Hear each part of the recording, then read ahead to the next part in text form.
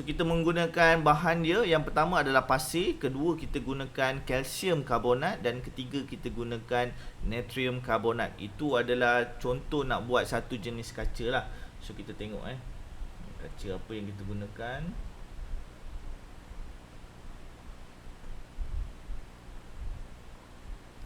Okey, so ini adalah bahan-bahan untuk buat kaca. So kaca diperbuat daripada silika. So kalau awak tanya silika ni apa, silika ni adalah pasir.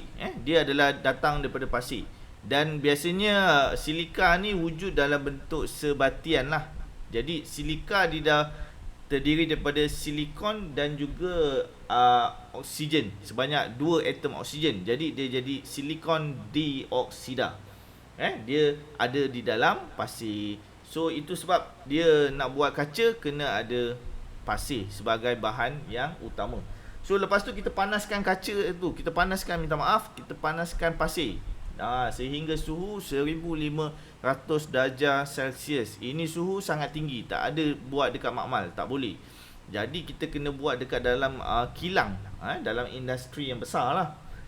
Suhu dia sangat-sangat tinggi lah, barulah kita boleh cairkan pasir tu tadi. Okey, kat sini ada contoh pelbagai jenis kaca. Yang kita tengok tadi, yang kita tengok video tadi, itu kita panggil sebagai kaca soda kapur. Kaca soda kapur. Cikgu tunjuk kat sini, kaca soda kapur. Kenapa cikgu panggil video yang kita tengok tadi sebagai kaca soda kapur? Sebab dia diperbuat daripada silika, iaitu pasir, dan juga kita letak dia limestone, iaitu kalsium karbonat, dan kita juga letak soda, iaitu natrium bikarbonat. Kita letak 3, lepas tu kita panaskan, maka jadilah kaca soda kapur. Kenapa kaca soda kapur? Sebab takat lebur dia rendah. Bila takat lebur dia rendah ni, senang nak buat dekat kilang. Kita tak payah nak panaskan dia sangat-sangat tinggi. Cikgu. Ya? Ifan Nabil kata dia ada masalah sikit. Dia minta maaf kalau ada tak masuk kelas sekejap. Okey. Cikgu tengok tadi pun dia dah terkeluar dah tadi, tak apa.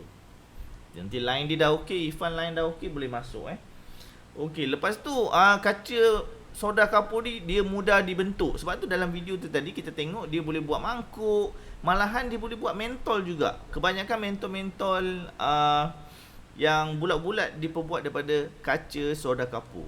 Sebab dia mudah dibentuk lah. Kita ada kaca yang lain. Kita ada kaca jenis lain. Kita ada kaca borosilikat. Borosilikat ni digunakan sebab ketahanan dia yang sangat tinggi terhadap haba. Bila dia, dan bahan kimia. Maksudnya kaca ni dia tahan panas dan dia tahan bahan kimia. Jadi dekat dalam makmal, kaca ni digunakan untuk apa? Cuba awak teka. Kaca ni dia tahan panas dan dia tahan dengan bahan kimia. Jadi dalam makmal kita buat apa kaca ni? Siapa tahu? Dekat dalam makmal apa barang yang diperbuat daripada kaca? Cuba namakan satu. Siapa-siapa?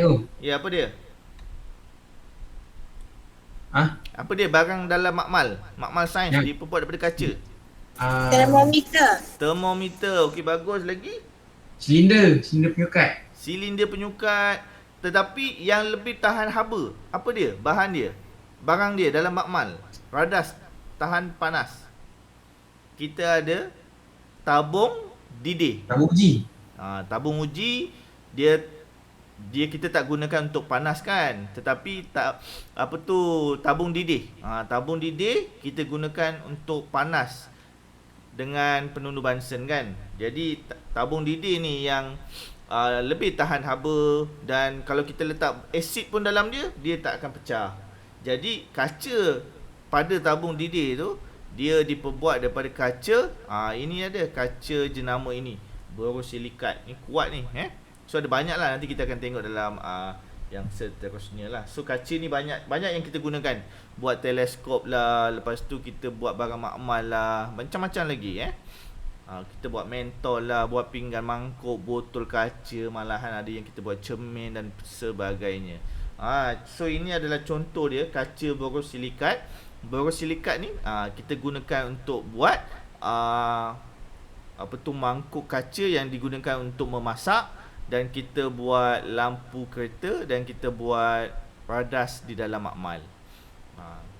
So ini kaca plumbum. Kaca plumbum ni dia lain sikit, sebab dia apabila cahaya putih melalui kaca plumbum, dia boleh membiaskan kaca, dia boleh membiaskan cahaya, dan dia boleh menyebarkan cahaya.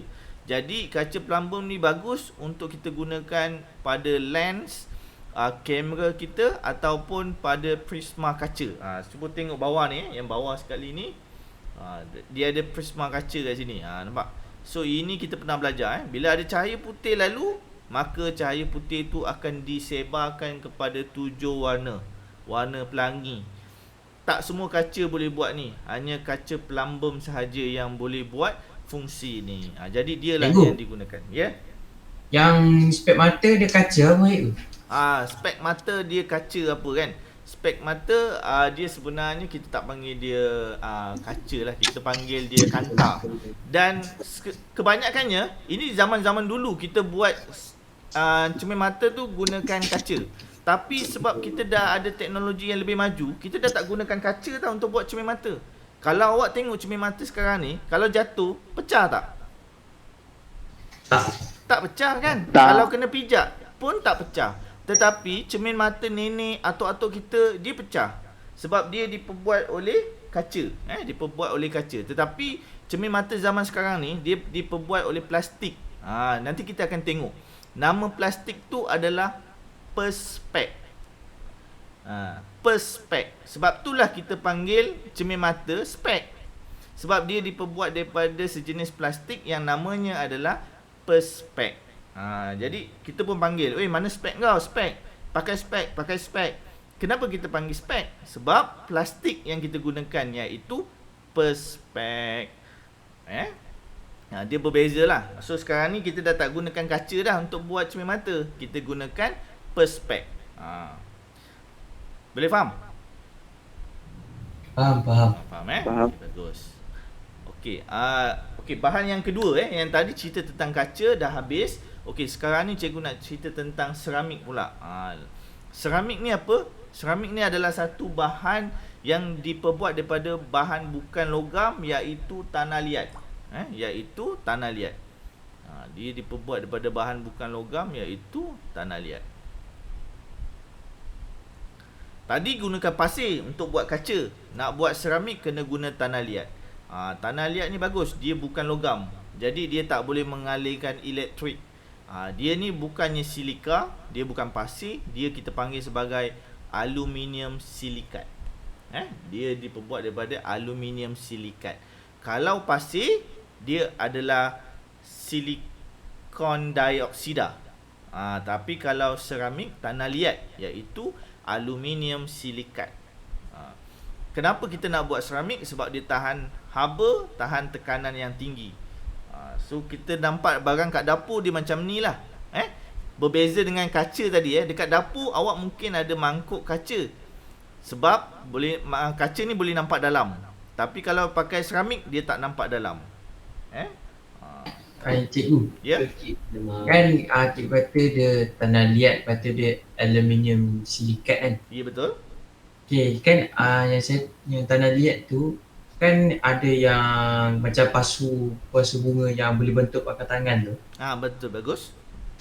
Dia terkira dalam golongan seramik juga ke? Betul, dia tergolong dalam seramik juga. So kita tengok nanti So ini adalah contoh-contoh seramik. Mangkuk-mangkuk ni dia lebih mahal daripada yang kaca lah. Sebab biasanya mangkuk-mangkuk ni dia bercampur dengan hiasan sekali. Dan dia lebih tahan panas Dia lebih tahan panas. Ini macam clay pot. Awak pergi makan dekat food court, awak order clay pot. Order clay pot maksudnya makanan awak tu akan panas lama je.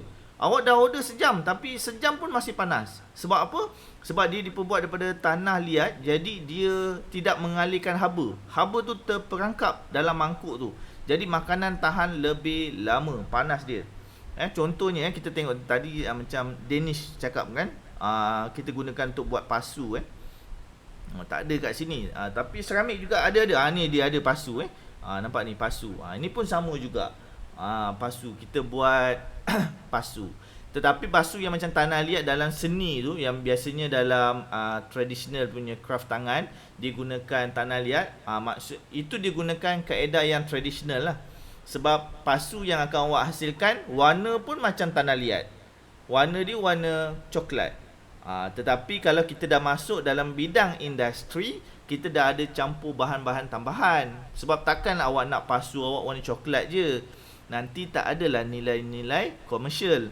Jadi bila dah masuk dalam bidang industri, kita ada kaedah-kaedah seperti bleaching. Kita lunturkan warna tanah tu, jadi dia warna putih. Sebab itulah seramik ni ada pelbagai warna. Dia ada warna putih, boleh buat untuk gigi. Gigi pasu diperbuat daripada seramik. Sebab dia tahan panas. Kalau makan sup panas pun gigi pasu tu takkan patah dan pecah lah.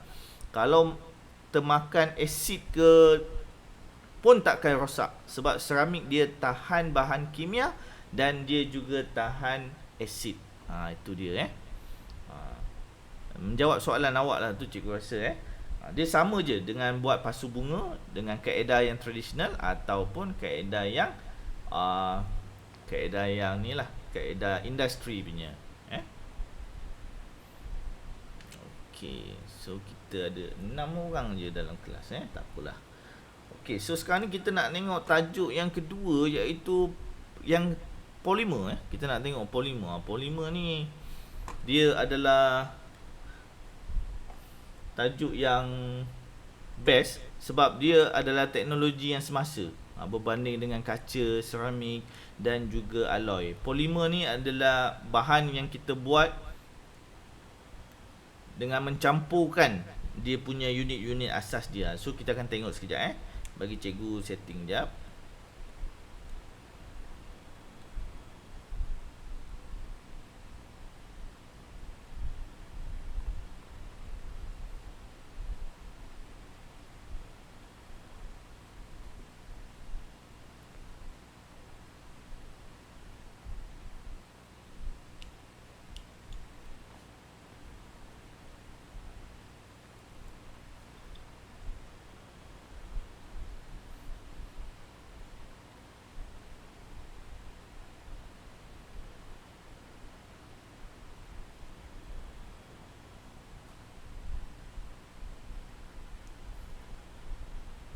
Okay, so kita nak cerita tentang polimer. So boleh nampak kat belakang cikgu, boleh nampak kan? Boleh. Okay. Boleh So polimer ni apa dia? Polimer ni awak kena ingat daripada perkataan dia poli. Poli ni awak akan selalu dengar lah. Contohnya macam politeknik. Ke awak dah tahu maksud poli? Apa maksud poli Pernah belajar? Danish tahu apa maksud poli? Poli ni dia membawa maksud banyak. Dia membawa maksud banyak. So poli ni membawa maksud banyak. Maksudnya dia bukan ada satu, tetapi dia ada banyak. Sebagai contoh, cikgu ada satu bulat kecil macam ni. So ini cikgu panggil sebagai monomer. Monomer, maksudnya mono ni bermaksud satu. So cikgu ada monomer. Tetapi kalau cikgu ada banyak, cikgu sambungkan dia menjadi satu rantaian yang panjang. Ini cikgu panggil dia sebagai polimer. Boleh faham? Faham. Kalau dia kata monomer, awak kena lukis satu sahaja.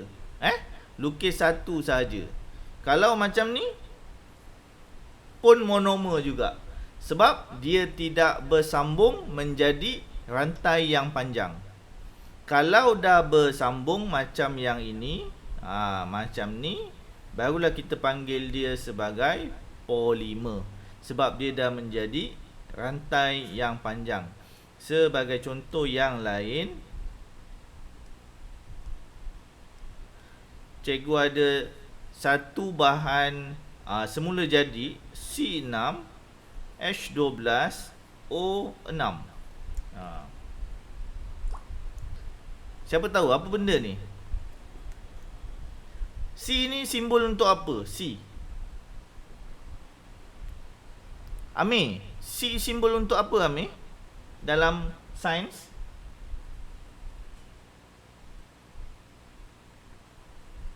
Amy tahu Amy? C simbol untuk apa Amy?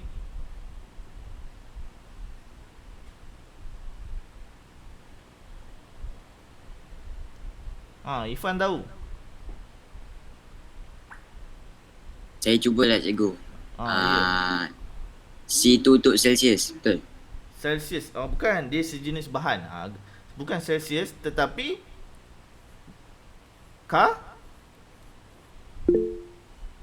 karbon. Karbon. Kalau H pula simbol untuk apa? Hidrogen. Bagus. Hidrogen. Kalau O simbol untuk Oksigen. Oksigen. So kita ada dalam badan kita ada ni.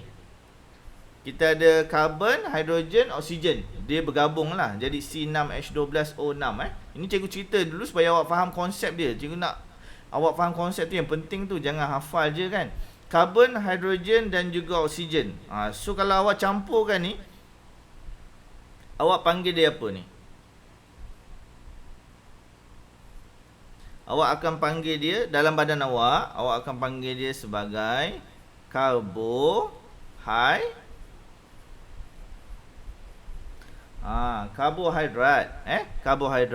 So C6H12O6 ini adalah simbol untuk glukosa. Simbol untuk glukosa yang awak makan lah. Apa contoh bahan dalam makanan awak yang mengandungi glukosa? Apa contoh makanan? Bagi cikgu satu contoh makanan yang mengandungi glukosa. Apa dia?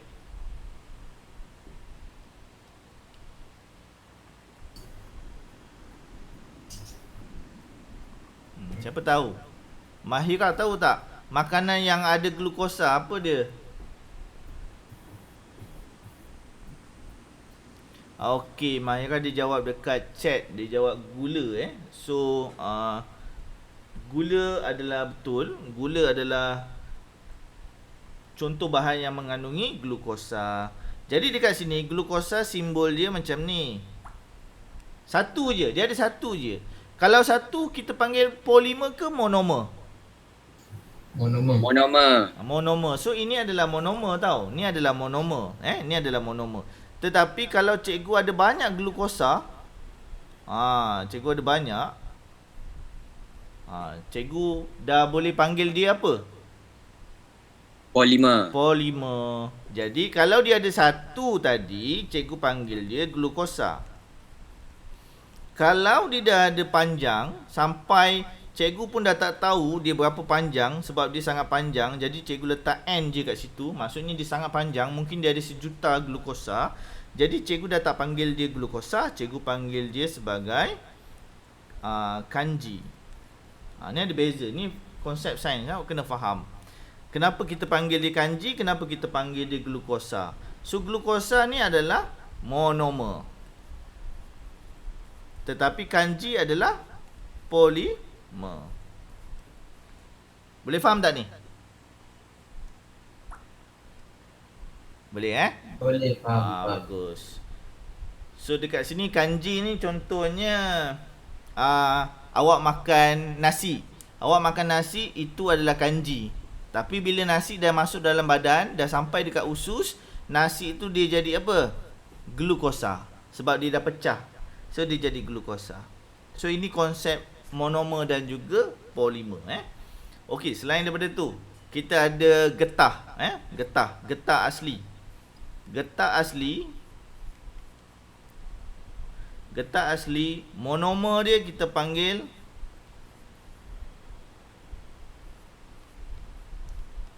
isoprena. Monomer dia kita panggil isoprena. Jadi kalau polimer kita panggil apa?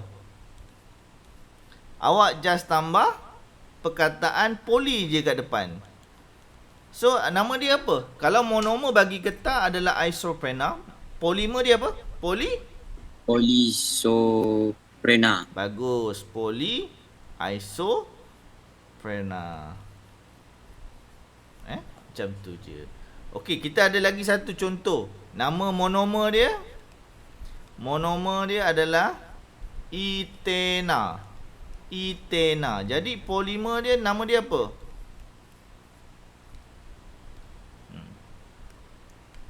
Apa dia? Kalau monomer dia etena, polimer dia adalah apa dia, Danish? Polietena. Bagus. Pernah dengar tak polietena? Polietena ni Tak. dia Tak pernah. dia adalah macam bekas makanan kita lah. Kita panggil polystyrene kan. Plastik tu itu adalah polietena lah. Bekas-bekas makanan, bekas-bekas plastik, kita punya Tupperware plastik, itu semua diperbuat daripada polietena. So itulah tajuk tentang polimer So ada banyak jenis polimer lah. Awak boleh tengok dalam buku teks.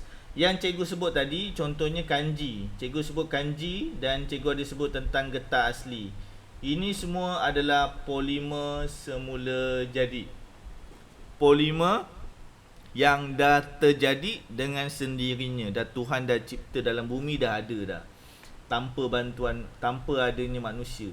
Tapi kita ada juga polimer yang sintetik. Polimer yang sintetik ni manusia yang mencampurkan bahan dan akhirnya jadilah polimer sintetik. Yang cikgu ada contoh tadi adalah polietena, polystyrene, ada banyak lah. Perspek pun cikgu ada cakap. Tadi Danish ada tanya kenapa cermin mata diperbuat daripada kaca atau apa. Cermin mata diperbuat daripada plastik yang bernama perspek. Dia diperbuat daripada polimer. Kita ada getah sintetik, getah yang tidak asli pun ada. Nama monomer dia ada dekat dalam buku teks. Awak boleh tengok lah. So ini pun cikgu dah tunjuk tadi. Monomer nampak ni, biji-biji tapi tak bersambung. Kalau dah bersambung, barulah kita panggil dia sebagai polimer. So sampai sini saja. Sebelum kita masuk ke tajuk yang lain, iaitu getah asli. So sampai sini ada apa-apa soalan tak yang awak nak soal cikgu?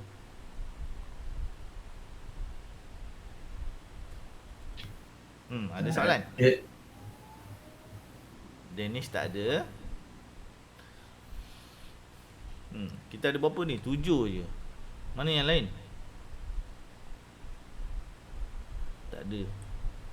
Okey untuk awak punya latihan, nanti awak boleh tengok. Awak boleh tengok dekat sekejap Ni cikgu kena bagi tahu.